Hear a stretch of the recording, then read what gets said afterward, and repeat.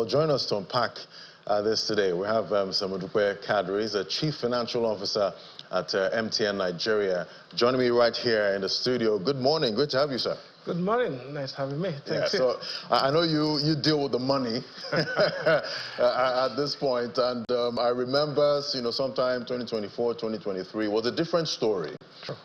For Nigeria's telecom industry. But 2025 seems to be a good year, for business, and we're seeing the data there showing us that total active phone subscriptions, that's about 169 million phone lines, 78% tele-density, that's for January 2025. We're seeing internet subscribers connections, 142.16 million total, with 141.66 million mobile connections. So looking at this, it seems Nigerians are even spending more on data now. So that's good business, for you. How are you seeing all of that play out?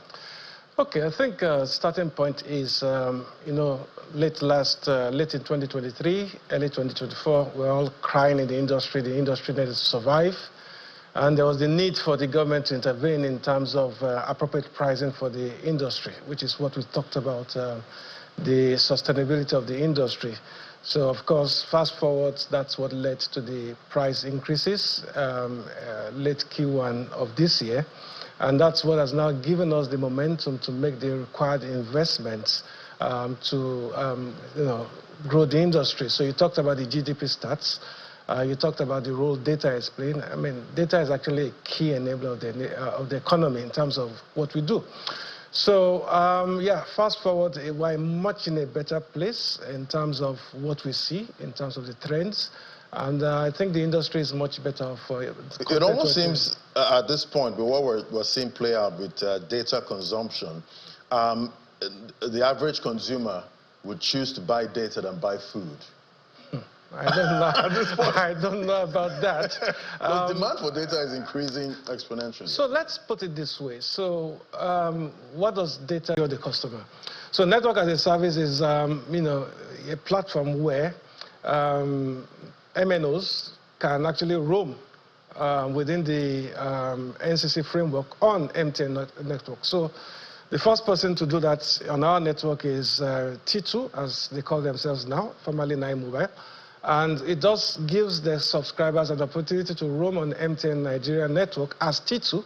So the subscribers remain their subscribers. They provide the services and everything. The same way, if you have any issues when you're roaming abroad, you won't call Orange or Vodafone. You call whoever your service provider is. Same thing here. So that's what it is, network as a service.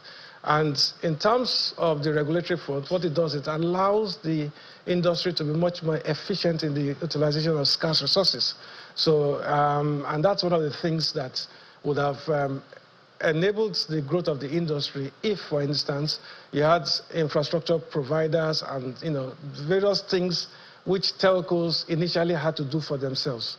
So now, they could roam on a network. They don't have to be worried about the switches and all those sort of things. They roam on MTN network, and that's how it works. All right. So, we've seen H1, it's good, for earnings and all of that. What are you seeing for the second half, in this second half of 2025? Well, all things being equal, things remaining the way they are.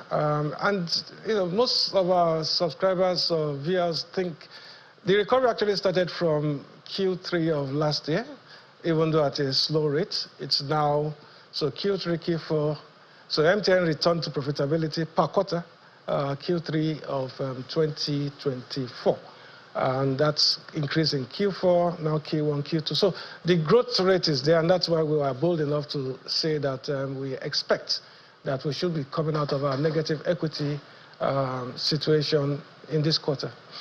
All right, definitely a lot to look out for. What are you seeing for that MVNO front and the MNOs? We know that there's this relationship at this point. The MVNOs should be benefiting, from the MNOs. Are we seeing any improvements there? Yeah, I mean, we've signed on our first virtual operator. So, I mean, it's same construct, shared resources driven by the regulatory front.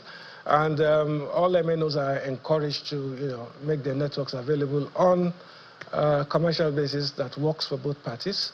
So to that extent, we've signed up our first MVNO. So they will be going live soon, just like we also have the T2 roaming our network. So again, the point is that as MTN, we are here to help the industry survive. That was what we were pitching in those dark times. And it makes it much easier when you see other operators willing to come on and to provide quality services to the Nigerians, which we all deserve. Right, and we see share price over 50% up year to date at this point. But thank you so much for unpacking this for us. Mr. Modupe Kadri is the Chief Financial Officer, MTN Nigeria. Thank you for coming on today. Thank you.